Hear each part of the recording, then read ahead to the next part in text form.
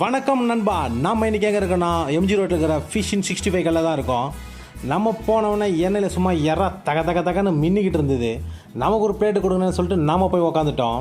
எறா சும்மா சுட எட்டு அந்த அக்கா வச்ச உடனே சும்மா அதை லைட்டாக பெப்பரை தூவி எடுத்து பார்த்தா மசாலோட நல்லாவே ஒட்டி இருந்துச்சு.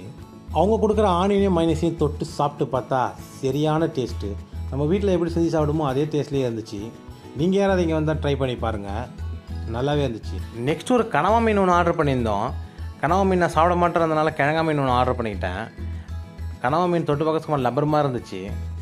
நம்ம ஆர்டர் பண்ண கிழங்கா மீன் 65 மாதிரியே வந்துச்சு.